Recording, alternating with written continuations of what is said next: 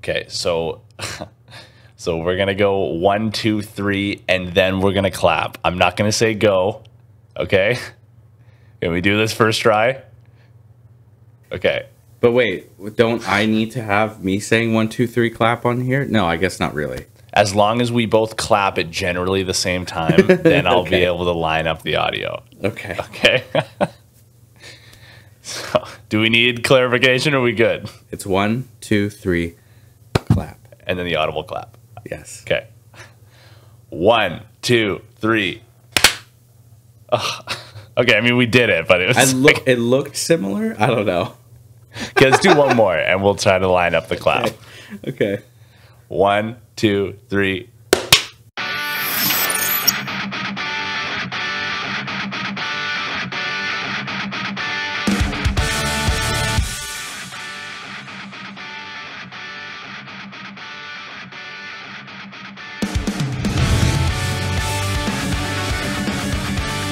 All right, it's like people trying to sing along to something on Zoom or on a phone call, and it's just the worst.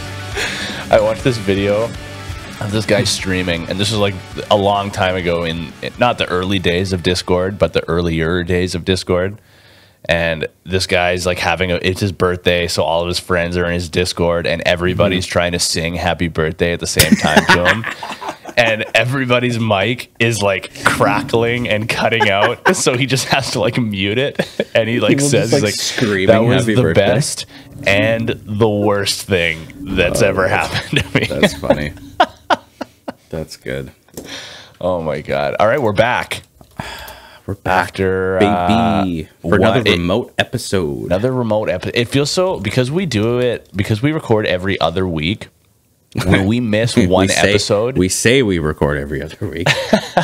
When we miss one episode or one rotation of episode, it feels like so long between when we last talk. Because it is a long time. It's essentially a month when we miss one episode, like for you and I. Yeah, which it's like, well, the reason last time I think is because of just being busy. Yeah. Of just skipping or missing or sickness, because like I received these little items from our biggest fan in the world, Stephanie, that I showed you, and I still need to give you the Mosh Pit Mint chapstick. It's so funny. I have 2 chapsticks on my desk as we speak. Nice. Ben uses this one all the time. It's great. Is it good? Don't ask me. But yeah, that's right. You're a chapstick hater. That's right. But what a good gift to give to you. No, but it is actually pretty decent. She uses it all the time, and then the patch as well. That's right. I forgot about that. That's so cool. I know. We got to get more of them. Shout out Stephanie. That's awesome. And stickers and shit. But it feels like it's a long time in between, and then we record, and then everything's right in the world again. This is like just like coming back to like, yes, this is what we need to be doing more of. And we're almost like, I was looking back, like scrolling through. Okay, also, first of all, I need someone to slap me in the face every time I say like in a sentence where it's unnecessary, because obviously you and I both have jobs where we have to listen to ourselves on record a lot. And the amount of time, I know I've complained about this before, but the amount of times that I say it, right now I'm actively fighting against the urge to say it. Yeah. But I say it way too much. So I need someone to electrocute me or something to get this out of my system, because like right now I feel like I have an itch under my skin. That's how hard I'm fighting to not say it. Right. And I think I just successfully did it. So shout out to me. You did. It's the filler words. In your professional setting of speaking, do you obviously don't say when you're broadcasting or if I'm doing like play-by-play, no. Sometimes on the radio I do, and I'm not happy about it. And then like I just did it right there.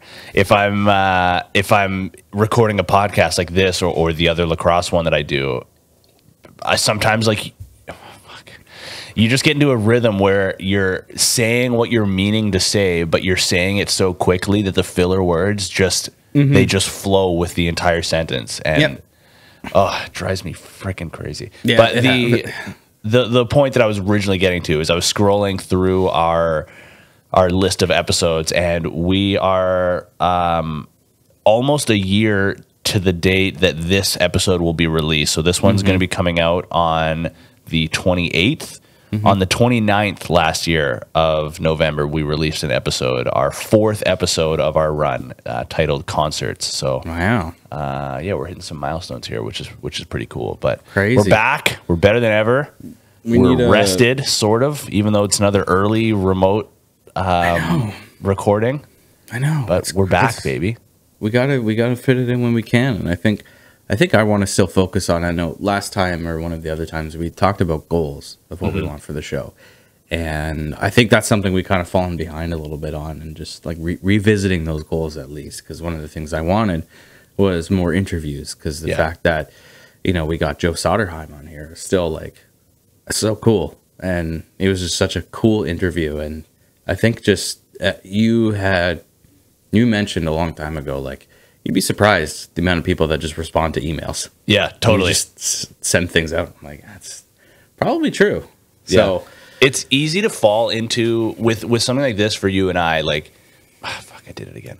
Full disclosure, we don't make any money from this. Like, this is just us. I mean, for me, this is a cool way for you and I to hang out. We get to make something creative. Yeah. We get to chat about something that we're really passionate about. And if it turns into something that we're able to monetize, cool. If it doesn't, that's also fine too, because I'm content sitting on a microphone with you as often as we're able to and just chatting. But it's easy to get into that mindset of falling behind on goals when this can be such an easy thing to say, I can't record this one. Like I got too much to, and we both fall into that category. There have been times when both of us have just been, and it was so easy when we were essentially neighbors. Now we're like a 30-minute drive away or something. So it is so easy to fall into that.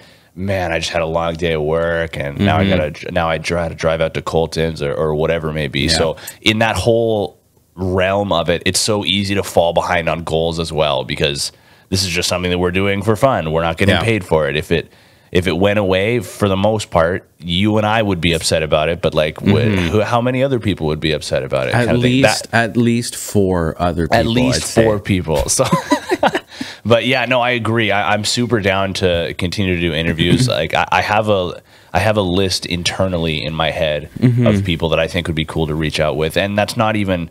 I'm not even talking about people that are seemingly out of our reach. Like I'm talking about people that are, or bands that are coming up or still trying to get some momentum, or just people that are not that crazy to think of, like to be candidates to come on and chat with us about their upbringing and how they got into music and stuff. So yeah, I am still super down for that. It's just a matter of actually getting to it. You know what I mean?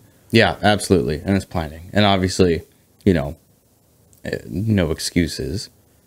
But yeah, life is busy. You just got engaged. And you have the most insane work schedule in history. We're planning a wedding. I am traveling so freaking much. It's crazy. And it's not slowing down either. I mean, July was absolutely ridiculous. Like, I just wasn't home in July. But then when you think it stops, it's like, ooh, here's one trip. Ooh, here's another trip. Ooh, here's something else. And, hey, you do what you can. But I keep waiting for the slow season that you've talked about so often to come, because it seems like we keep entering what you've called the slow season. But then I get a text from you saying, like, hey, I'm in Chicago. Dude, I was in Chicago for 16 hours. I got to my hotel Friday. I left Friday. Yeah. You must have been a zombie. I left. I went to San Diego on Tuesday evening. Get to San Diego Tuesday night.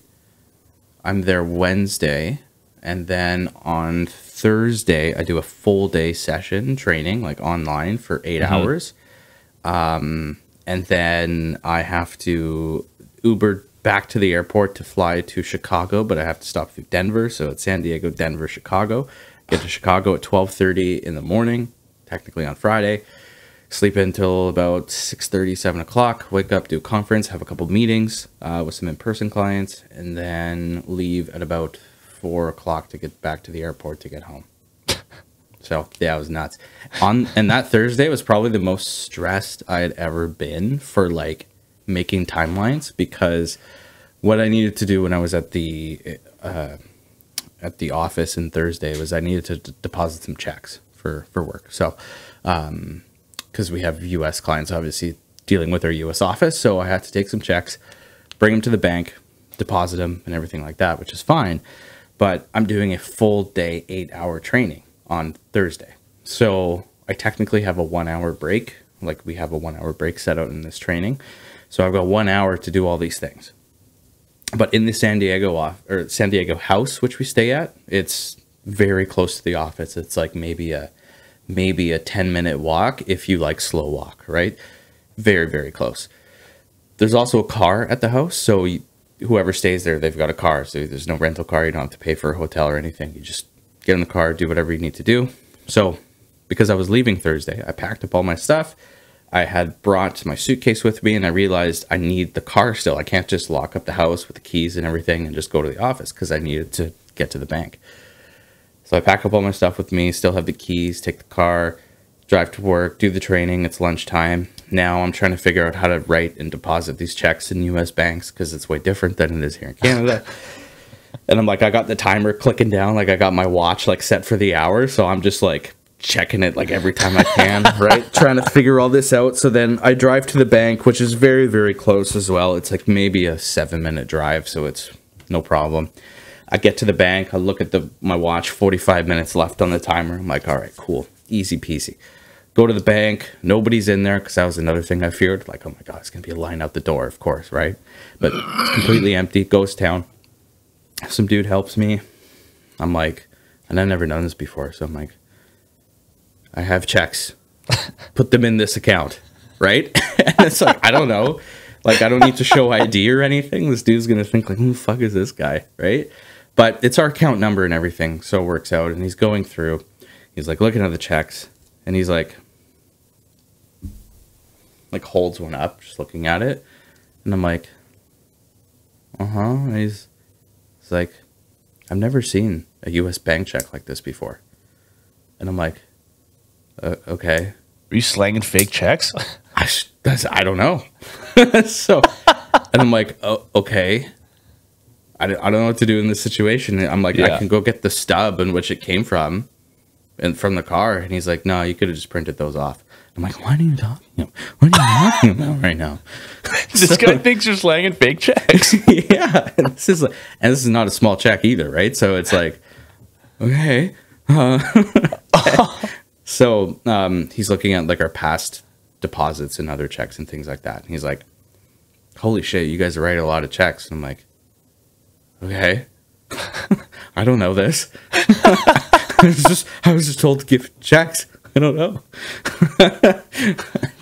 And he kept looking, and he's like, oh, no, okay, this is one. Like, it's from our past account. This guy's going full-on bank detective mode. He's just a teller. And I'm like, Jesus Christ. Okay. So I get out of the bank. After that, it's all fine. I got the receipts and everything. And then it's, I look at the clock. It's like, about 34 minutes left. So I'm like, all right, cool. Drive back to the place. So that's another like 7-8 minutes knocked off there. So we're just under 30 minutes left. I get to the house, lock all the doors, drop the car off, boom, boom, boom. Everything's all good. I get back to, I'm starting to walk back to the office, and I'm like, okay, I don't know where the last, couple minutes went, but there's actually like 10, 15 minutes left. I'm like, oh God, I really don't want to just like huff it to the office and then immediately go back up to the Zoom screen and be like, okay, let's get back to the training now. So I'm trying to get there a little bit more quicker, and I'm walking down, or kind of running down the street, and then there's no sidewalks on this street, which I didn't realize.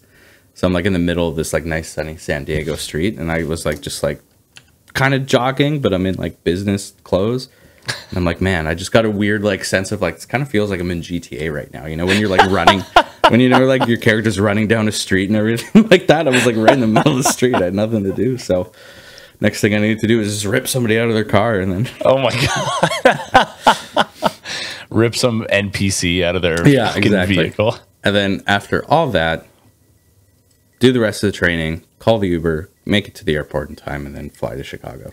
While you're dripping in sweat the entire time. Yeah, basically. Oh my god, crazy! That was a long story. I apologize. No, that's so good. I love that this guy went full on detective mode, and he's just some bank teller. Yeah, I know. Like, okay, sort of a weird segue, but like speaking of NPCs, I need to ask you if this is. I'm sure this is something that you're aware of because you're very well versed in the world of social media. But I need to turn in for a second. I'm going to turn into that. There's that group of people where they're like kind of old and they're screaming about social media and they're just like basically screaming at a brick wall because they don't really understand it.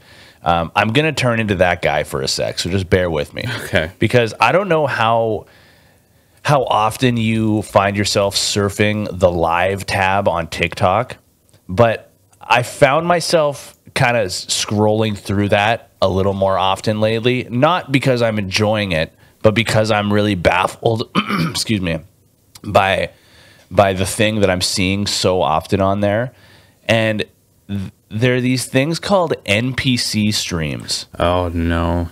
And I keep coming across this one guy, but it's not just him. There's a whole category. This is, I would think, the most popular form of live streaming on the stupid app that is TikTok. And for anybody that doesn't know, for anybody that doesn't know what an NPC is, it stands for non-playable character, like in a video game. So if, for example, in GTA, if you're going to pull someone out of their vehicle, the person you're pulling out of their vehicle is more than likely an NPC. It's just a stock character that's in the world to fill up the map a little bit. Yeah, they just got set tasks and set roles that they're only supposed to do. So every time you go to a store in a video game and you talk to the shopkeeper or whatever, exactly, that's an NPC. Exactly. So they're always just walking the same path back and forth, and they say stock things if you walk by or whatever. So people now do these NPC streams on TikTok where they stand in front of a camera, their shoulders are kind of like floating as if they're, you know, like doing some sort of video game movement. Like imagine like a Mortal Kombat character. Exactly. Right? When they're not moving, when they're just and they're just kind of bouncing on their toes a little bit. And the incentive with these streams is people can type something in the chat or send some sort of like monetary gift. So on TikTok, you can send like a rose that has this dollar value or whatever. And for every thing that pops up on the screen, the person that's streaming has like a catchphrase or an action that they will do or that's like represented by this rose or whatever. So this guy Harrison that I keep seeing drives me fucking crazy. He's always standing on some corner of a street in New York City, and like a rose will pop up on the screen, and he'll say something along the lines of, "Thank you for the rose, babe. We're gonna smell good at the club tonight." But people will like spam roses. So he interrupts himself. He'll be like, "Thank you for the rose. Thank you for the rose," until he finally can complete it. But there's so many different things that people can send that will trigger a different catchphrase or a different movement or something. Yeah, and it has become like, I know there's people in the world, for example, that like shit on OnlyFans models, and I'm not one of those people. Like, just for full disclosure here, if you can make your money on OnlyFans or whatever, man, earn your money. Like, I don't give a shit. Do your thing. But it drives me fucking crazy that this guy and these people can stand in front of a camera and do nothing essentially, and people are actively sending them money just because they want to see that, like, what are they gonna do if I send this? And they get that like that moment of delight where like I made this guy sing a song, like a 3 words of a song in front of all these random people on frickin' in New York City. And I'm losing brain cells Yeah. watching this shit. But I every time I see it, I sit there and I hate watch it. I can't stand it. The crazy thing is that sometimes per live stream, some of these guys will walk away with almost like 5 digits. You look at the view count. Like with this, I keep going back to this one guy, this Harrison guy. I think his account is Harrison NPC. And I'm not saying don't go to his account or his profile and like shit talk him or whatever. But like go look at his profile just so you know what I'm talking about. Just so you can like see, or like any NPC stream and just see what I'm talking about. But you look at some of these, and this guy's pulling like 600 viewers every stream. Crazy. And like I've now I've searched his name on TikTok, but not gone to his account just to see like what other people have of him. And there's people that are they're sending videos of him doing it from like a hotel room, and he's literally just standing on a corner pretending to hug a tripod, and then he'll back up. It's the craziest shit ever. Have you seen? Because I looked at because the big person that kind of like got this, not off the ground, but just like mainstream conversation about it. It was Pinky Doll. She was the girl who did this, primarily. But anyway, I was looking a little bit more. Have you seen the guy who does the glizzy gobblers? No, dude. I'm gonna send you a link right now. I need you to watch this one. I need you to watch. Is he just hammering glizzies? That's literally it. Yeah, it's just. Okay, I'm gonna send you this video. I need you to play it because we'll put it in post because it's so fucking funny. It's just a compilation of this dude who gets the maximum glizzy gobblers. Okay, we'll put it in. No, but you need to watch it right now. Oh, you sent it? Oh, there it is. Yeah, you sent it to me. Yeah. Oh my god. Tightening grip by 69%. Entering death grip mode.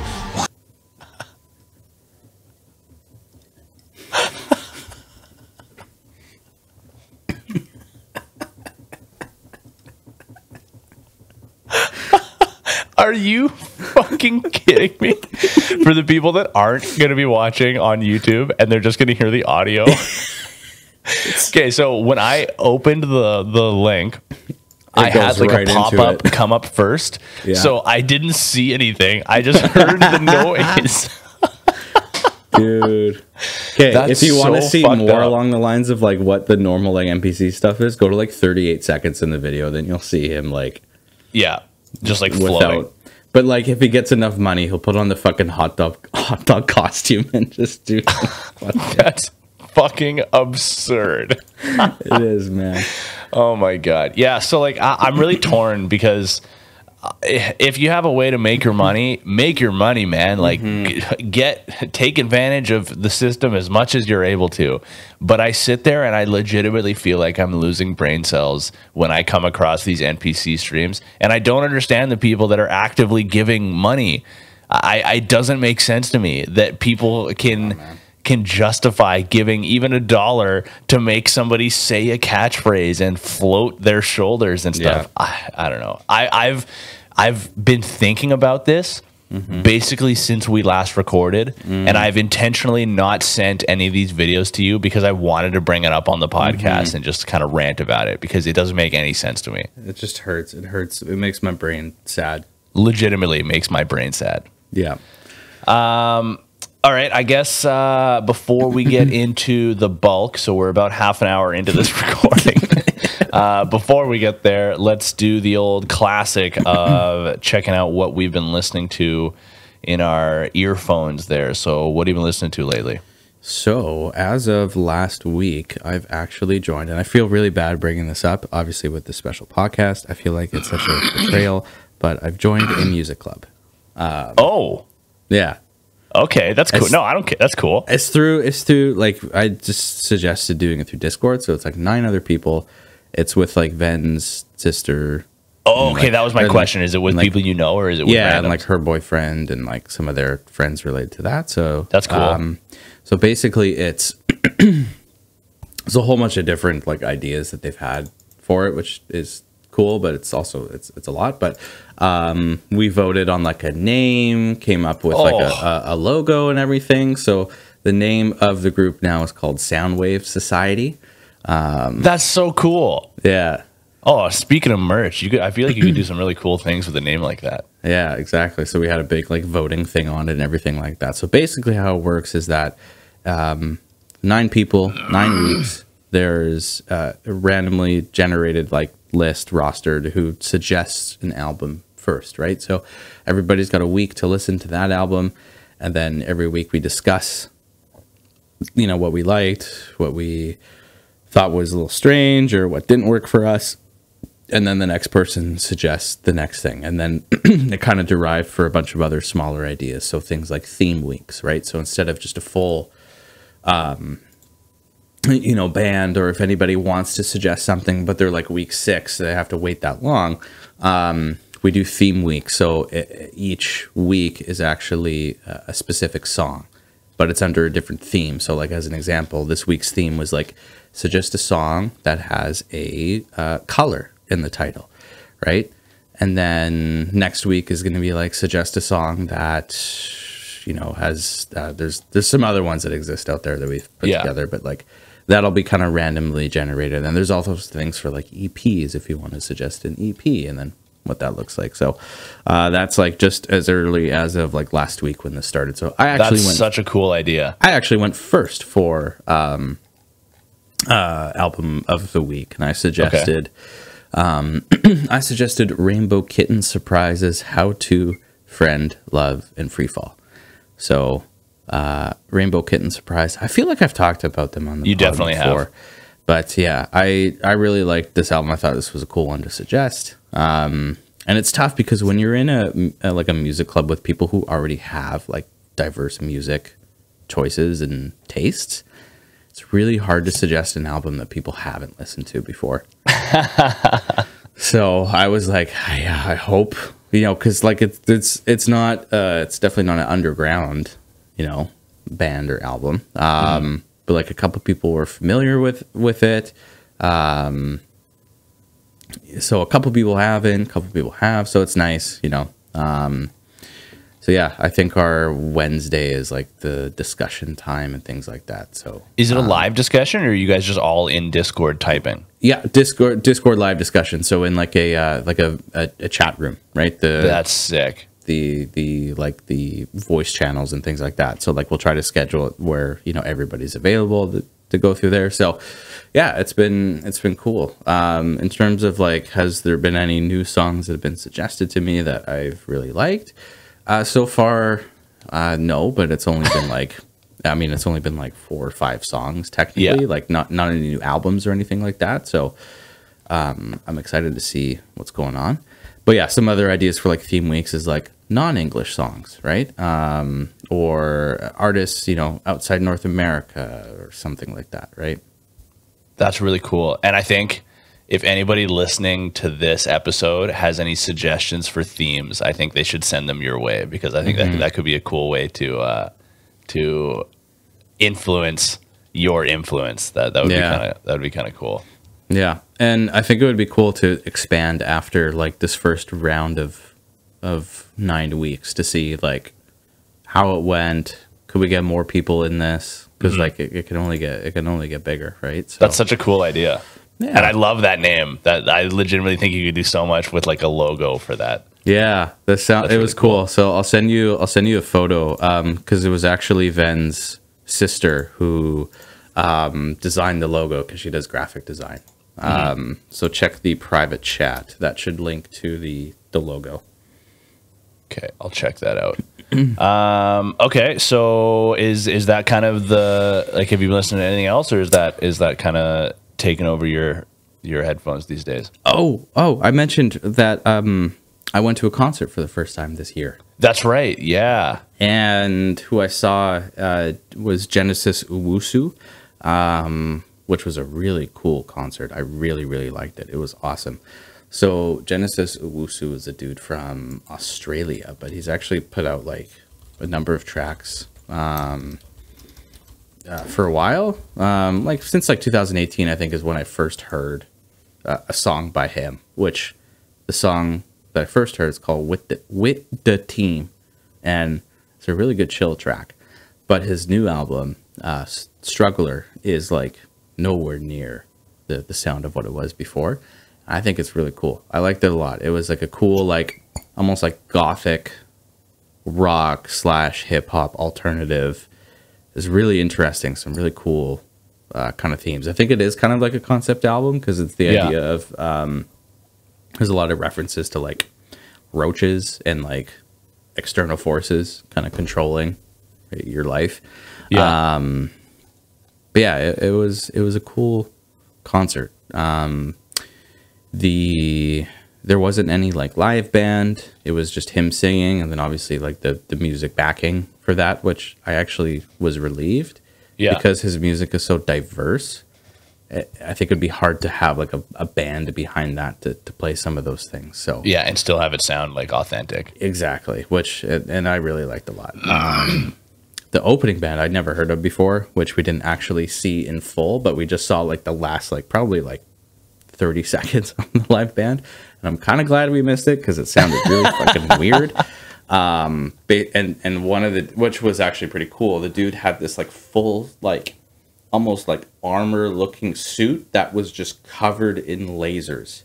Oh, so this was like there was like a bunch of green lasers just protruding from this dude's like suit, which was actually pretty fucking sick, but the music just didn't sound that good. So anyway, that was the opening band. But sorry, and did you say the venue that you saw them at? No, it was at what's the one that's like right in the downtown east side? It's a theater. Not the Orpheum. No, it wouldn't be the Orpheum. No, downtown east side.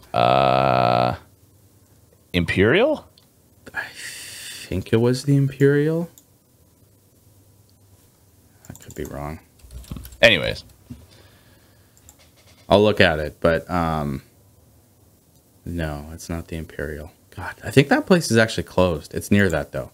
Oh, the Rickshaw Theater. Oh, the Rickshaw, yeah, of course. Yeah, where you don't feel safe when you leave.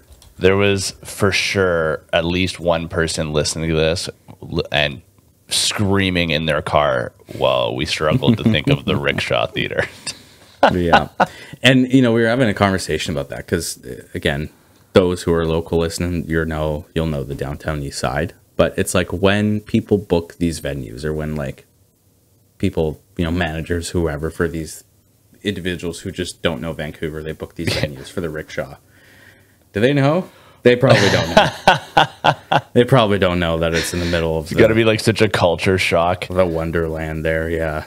That I always find that so funny. Like I have friends in the world of lacrosse they're of course familiar with Vancouver because Vancouver has a professional lacrosse team, the Warriors, and they always see the B-roll shots of Vancouver on the broadcast, or they see pictures of Vancouver that people post, and everybody always says, Vancouver is such a beautiful city, and Vancouver is such a beautiful city. Yeah. But the parts that you never see posted are like a whole other world.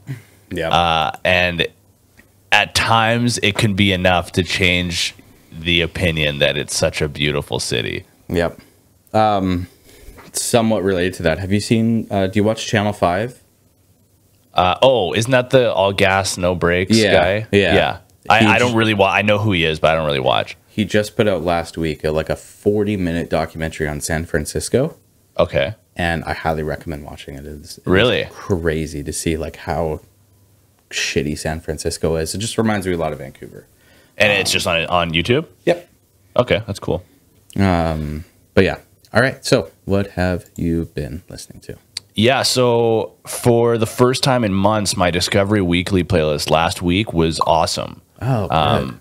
And no, I'm not just talking about one or two songs. Most of it was really good. And I got a couple of new songs that I've been jamming. One of them is by Microwave. That's a band that we've talked about a handful of times on here, but the song specifically is called Lighterless. I've been jamming that one on repeat a ton. That came from my Discovery Weekly. Another one called I Hope I'm Not Sick by a band called Loveless. I've never heard this band before, never heard any of their songs, never even heard of them before. This song is so catchy, I think. I think it kind of blends that world. it blends the world of pop and punk, but I wouldn't call it pop punk. I would call it more of like a poppy kind of song, but with guitars. Yeah. But I'm really into it. It has a really catchy chorus that I like a lot. And then through my Discovery Weekly, I've found this band that, like, not that one of their songs was one that I saved from Discovery Weekly, but it got me really into this band as a whole. So the band is called Pool Kids, and they have a self-titled album that I think is unreal, like a no skip kind of album, which is kind of rare today. But one of their songs that I'm really into right now that I have saved on my repeats is called Arm's Length. It gets right into it, so you don't really have much of an opportunity to ease your way into the song. Like it's immediately kind of in your face. And the whole album I think is really good. It's this female vocalist, has a really cool voice, and then a really nice sounding full band behind her. I've got That's Physics Baby saved as one of my like songs by them. Oh, really? It's on that album. Yeah, that's sick. It's very mathy. You know, a little bit of math rock in there. With a title like That's Physics Baby. What a yes. Yes. They remind me of like Tiger's Jaw a little bit. Yeah, but I think like better quality than Tiger's Jaw. Tiger's Jaw I legitimately like, but I can understand how somebody would listen to that and be like, ugh, like what the fuck? But like even though I do legitimately like them, I think this is a little more polished than Tiger's Jaw, in my opinion. What were the name of the first two songs you suggested? The first one is by... Hang on, let me reopen my Spotify. The first one is by Microwave. The song is called Lighterless. Lighterless. And then I Hope I'm Not Sick by Loveless. Okay, thank you. Just adding to a playlist. Beautiful. And then we've talked before about how you kind of got me on this... But you kind of got me addicted to listening to documentaries in podcast forms. Okay. Yeah. When you got me to listen to that Hunting Warhead one, and I've basically been listening to them nonstop whenever one comes up onto my feed or and this one came up. It's still, I mean, it's a 7 episode long docu-series. The last episode comes out this Tuesday. So the day that our episode comes out, the day that this episode comes out, will be the day that the last episode of this docu-series comes out. But like I said, it's only 7 episodes, so it's very easily consumable. It's called The Wedding Scammer. So it's a little bit shocking to listen to in a position like yours and mine, because we're in the process of planning a wedding. Oh, God. Yeah, terrible. Yeah, but it's an incredible story, like so many like twists and turns, and following this or trying to follow this one guy that's basically just been scamming people for years and years and years, and eventually in the last like 2 episodes they get confronted and everything is recorded. It's electric. The last episode that I listened to was the first one where they get to confront him, and leading up to it, man, I felt like I felt like I got a text from my boss saying, "Hey, come into my office at the end of the day." When it was leading up to this, I was so anxious, waiting for this confrontation to start, which just speaks to how good of storytelling these guys have been doing on this podcast. I think, because you're so like entrenched into the story, which is awesome. So I really recommend that. And then the last one as well for any A Day to Remember fans out there. Just recently, last week actually, they had their album For Those Who Have Heart remastered and re-released. Cool. So that's one that, like, the title track, fast forward to 2012. This is probably, it's not Homesick. Like, Homesick is A Day to Remember's biggest album, but this one created a ton of momentum, and I believe it's the album before Homesick. So to me, this was like their first really successful, really big album that led to, of course, their peak being Homesick. So go check it out if you want a refresher on some of the old A Day to Remember songs, because they still slap in 2023. And speaking of Homesick, that is the album that they're going to be performing for the When We Were Young Festival. What an incredible segue that is into the bulk of the episode. And it was actually like just like last week when I realized they are doing albums, and that's what the whole like, you know, lineup was. That's what all the photos and the thing was, is all the albums that they're going to be performing. Yeah. Which I fucking am so sad. Honestly, dude, I'm so sad looking at like what is going to be playing for this festival, because these are legitimately, from these bands that I listen to, like all of my favorite albums by them. Well, it's pretty much every band's peak album. Yeah, I would think. Yeah. I mean, like you look down the list. So for anybody that doesn't know what we're talking about, obviously it's the When We Were Young festival that's been going on in the last couple of years. Like it's a festival essentially for emo kids, pop punk, who are everything in their that 30s. you exactly everything that we talk about on this podcast. It's a festival in Las Vegas. It's everything for that. Everything that you've ever wanted. And Dude. a couple weeks ago, they announced the lineup for their next one. It's going to be next October 2024, Vegas, of course. And all these bands are playing in their entirety a full album from, like I said, kind of their peak. So like, just for an example, so the headliners, I say that like in quotations because every one of these bands could be a headliner, but the main headliners are My Chemical Romance and Fall Out Boy. My Chemical Romance is listed as they're going to be playing, of course, the Black Parade. This is so funny. Fall Out Boy they don't have an album that they're playing. That's really interesting. So they'll probably just, I don't know, they'll do a mix of whatever, but that's really interesting that, I don't know if it was you know, we just don't want to do a lot of our old stuff. Like, are they not going to do Take This to Your Grave? Well, I mean, maybe. My head first went to, they have so many singles from that era. Like, their peak never really died down. They just changed genres. Yeah. So I kind of took that as they have so many hits from their original pop punk genre that they're probably just going to be playing, like they'll probably play a bunch of From Under the Cork Tree, like you said, Take This to Your Grave, Infinity on High. Like I bet you they'll do kind of a blend of everything.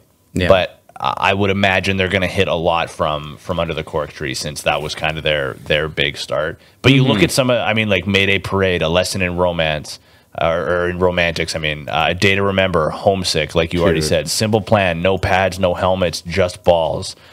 4 Year Strong, Enemy of the World. Like you look, Motion City Soundtrack, Commit This to Memory. Like even that for me, it would be, I can't even imagine, I can't even tell you what I would pay to see that in full.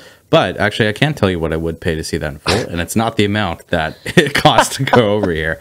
But yeah, no, like what I seriously wouldn't give to like see all of these things live. Like even, do you listen to Say Anything? Used to, haven't in a long time. Is a Real Boy is such a fucking good album. I love it so much. It's so hilarious, and I miss it.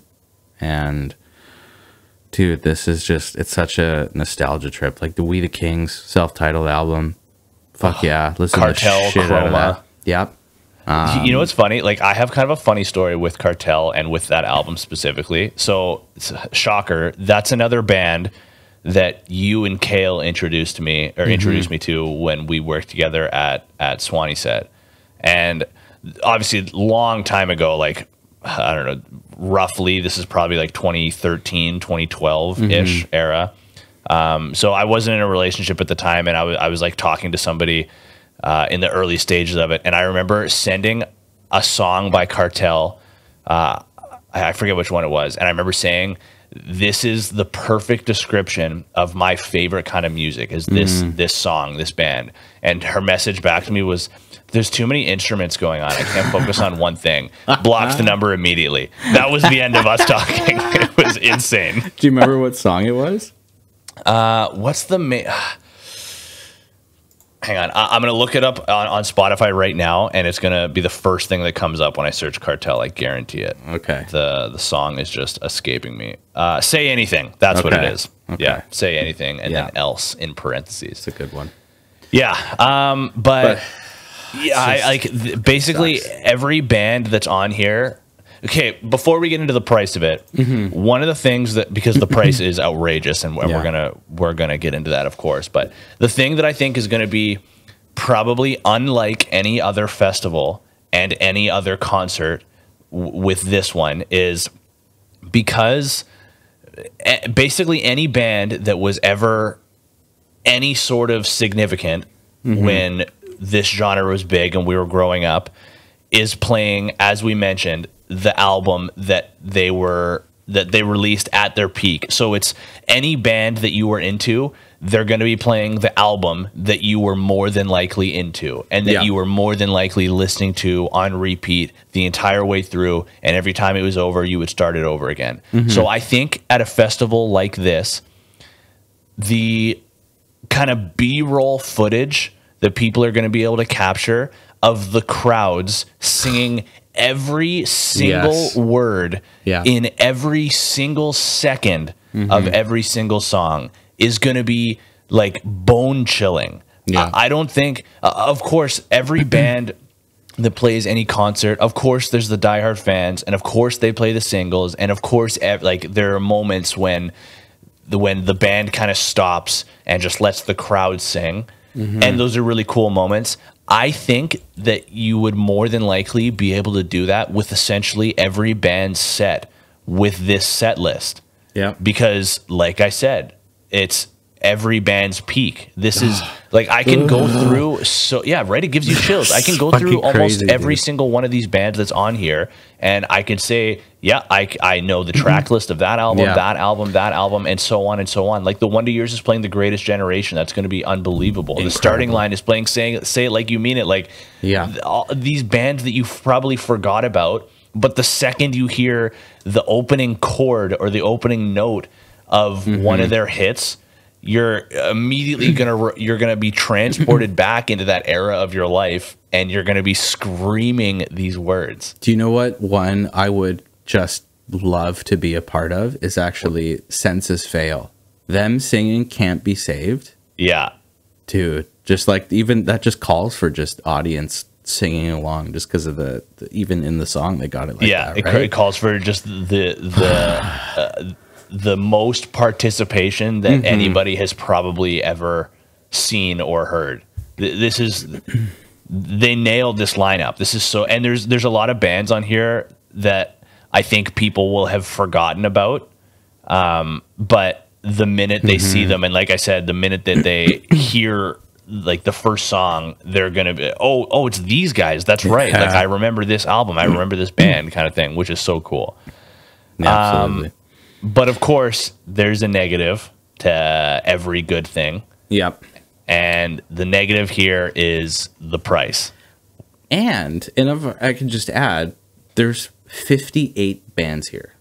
Yeah, that's pretty insane. Like, that certainly is like a tick in their category of how they can try to justify the price. Yeah. But also, this is 58 bands playing in one day. Like, this is a second show added, but it's the same of day one. Yeah, that doesn't make any sense to me. So logistically, what the fuck? And how are you going to be able to, like, because you're simply not. Like, imagine if We the Kings is playing the same time as the All American Rejects.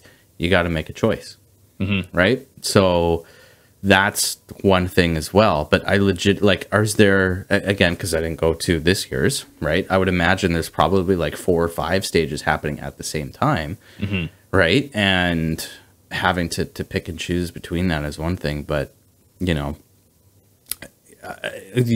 average album length being anywhere from 45 to an hour, right? So a typical sometimes normal set list, and especially with this. So yeah, I don't know. It's interesting to see that many people in that single day, because like when you look at, if you remember Pemberton Festival or even Coachella, right?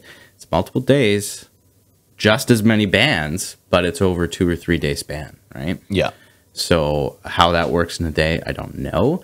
But yes, also the price. And fuck them, by the way. Fuck these people for saying, hey, tickets starting at $19.99 down. That is okay, so $19.99 down. That's what it is. I didn't read the down part. Yeah, so I was, because I saw starting at $19.99, and I was like, there's no way that there's like any ticket unless it's maybe you're buying like one band or something. So I clicked on buy tickets, and then the first thing it says is like general admission, whatever, $400 something. Yep.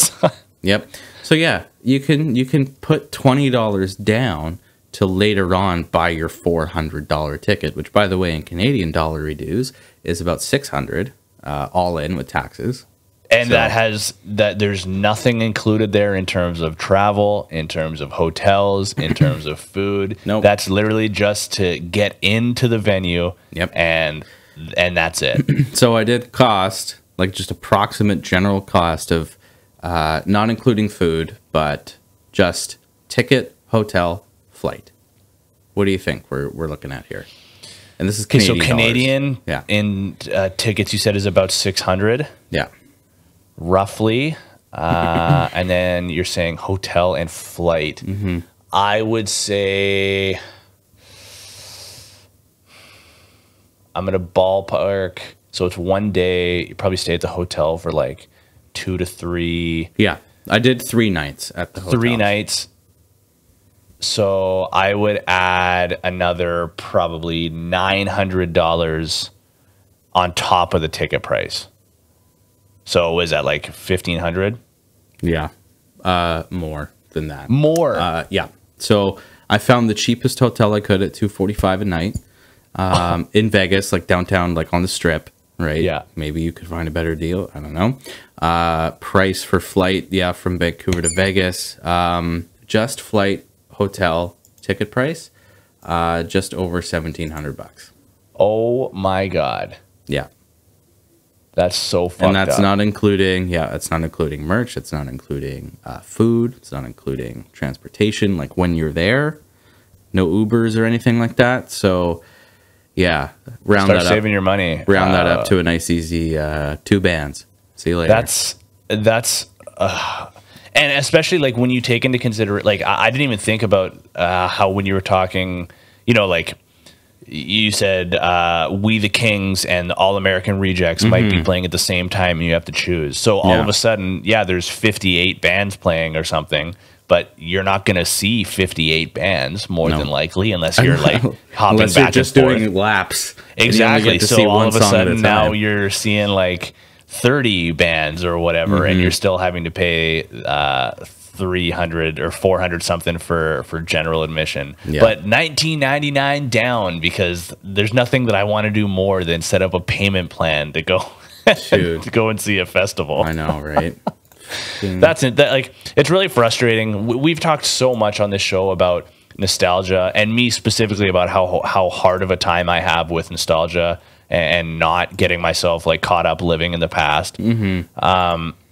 That is kind of it gets a little bit manipulative to really play on the nostalgia factor of people that are our age and in some cases older, where they see these bands that are playing their favorite album from their favorite era, and that plays a factor in people trying to justify this trip that's going to cost them upwards of $2,000 to go and see, you know, for sure, like, I don't know, 30 bands. That's really cool, but like, are you in a position to be able to put yourself in a little bit of debt, like a little bit of a hole to go see a day's worth of shows? Like, I don't know, man. And don't get me wrong, I want to go to this thing more than anybody. Like, you and I want to go to this thing more than anybody. Dude, how fucking amazing that would be. But how do you justify it? No, and so the day the concert or like that starts, we get back from our honeymoon like 4 days before that. So just continue the honeymoon, brother. Yeah. Just go straight to Vegas. So obviously the price is huge. I just actually looked at the price, and don't look at it yet, of the VIP Cabana. So like the most expensive ticket. How much do you think? How much do you think the ticket is? Okay, so general admission is, and are we talking American or Canadian? This is American dollars. Okay, so American general admission was around 400. Yeah. I saw that there was like a general admission plus. I would imagine that's probably like 600 American if I had to guess. Don't tell me if I'm right or wrong. I'm just ballparking here. I don't know if there's another one before the Cabana thing. There's 4. So there's GA, there's GA plus, there's VIP, then there's VIP Cabana. cabana. Okay, I'll say $3,000 for VIP cabana. Yeah. Okay. Keep going. Higher? Keep going. $5,000. Keep going. $10,000. Keep going. You're joking. No. This is like that. Who's that guy from the White House when he was getting like grilled or whatever? And they're like, how many more? Yeah. 200 more. Yeah. Yeah, 300 yeah. probably. Yeah. $20,000. Less. $17,000. 18.5. Oh my God. Does it say what you get? Yeah, you get unlimited rope-off viewing area with security shade VIP services, complimentary 2 bottles, 1 choice of 1 premium liquor, 1 champagne, food vouchers for all on party, cabana available at main stage only. That's only what you get. Performance all day on multiple stages on Las Vegas grounds fields, expedited entry to main entrance, private air-conditioned bathrooms, charging stations, food choices from regional and local vendors, bars, concession, official band merch, free water stations, and more. Not that you get that stuff for free. It's just you have it available for you to purchase without any of the lines from the peasants. Skip the line access for general admission and merch store. That's $18.5. If we look at the previous one, VIP, that one is only $695. So I don't know where you get this extra $10K. Plus, It's got to be the air-conditioned bathrooms. yeah, right. But no, VIP also has air-conditioned bathrooms. What the fuck? So you're paying an extra $10,000 basically for a cabana only available at the main stage and premium liquor choices of only 2 bottles, by the way. That's it. And you're psycho if you think people aren't already going to be sneaking in their own booze. Like, Yeah. they're putting premium liquor in a plastic bag and putting it in their crotch or something. Fucked up, to say the least. That's so frustrating. Yep. And especially like, man, I've seen a handful of these bands at that perfect price point that we've talked about of $60 at different venues and stuff. Exactly. That's so frustrating. But I mean, like I said, I can understand the attempt to justify it with the nostalgia factor and with like I said, I'm pretty confident that this is going to be a crowd experience. Yeah. Like no other. Oh, it'll be where people are going to be screaming the words and going crazy. So I think it would be an unreal experience to be there. I just don't have money to burn, and I can't justify going there. And I think you're kind of in the same boat. Yeah. There's no way. But I even don't know if I honestly, dude, even if I did, I don't know. like, how do you? I don't know. It just, Yeah. I don't know. If I lived closer, like if you're in, obviously like Like if you don't have to pay for travel and accommodation. easy peasy. But I mean, I do have a place in San Diego, or I do have a place close in Palm Springs. We could stay potentially, but that's also, you still have to drive all the way out there to Vegas and do that, right? So it's like, even then, fucking But do you blows. see that? Like, see the loopholes that you're now trying to go through in your head to try to make it work. I guess I could stay here and then I can and drive only pay this long. $1,500. Exactly. instead, You know what I mean? yeah. It's like that's what they're taking advantage of. People want this so bad that they're trying to jump through hoops to try to make it work, and it's insane. That is such a crazy price point. Yeah. And for the Canadians that are going to try to go down there, it's like $600. Yeah. Well, hey, if any companies want to sponsor us in the meantime to maybe go down there, you know, push your products, whatever it is. Listen, there's not a lot I wouldn't do. I'll tell you that, you know. Unreal. Maybe we can start doing NPC streams to raise the funds. Who's to say? Okay, but what if? Dude, what if? Think about it. We build it up. We think of like some, I don't know, some like cyberpunk type deal NPC that we could do. Maybe. But the creator fund in Canada, I think, is actually different. So I don't know if we actually get paid. Yeah, I don't think people in Canada get paid for TikTok. Well, fuck me then, you know? Yeah. So back to the drawing board. Well, I guess we'll just continue to be poor. Yep, that'll do. That feels like a good place to end it off. I think I did the intro, so I think you're in charge of the outro here, friend. All right. Well, hey, if you made it this far, thank you for sticking around to the very end. We appreciate your loyalty, your patronage, even though you don't give us money. But hey, one day maybe that might change. So, yeah, keep listening because we'll keep putting out content. We love you. Goodbye. And goodbye.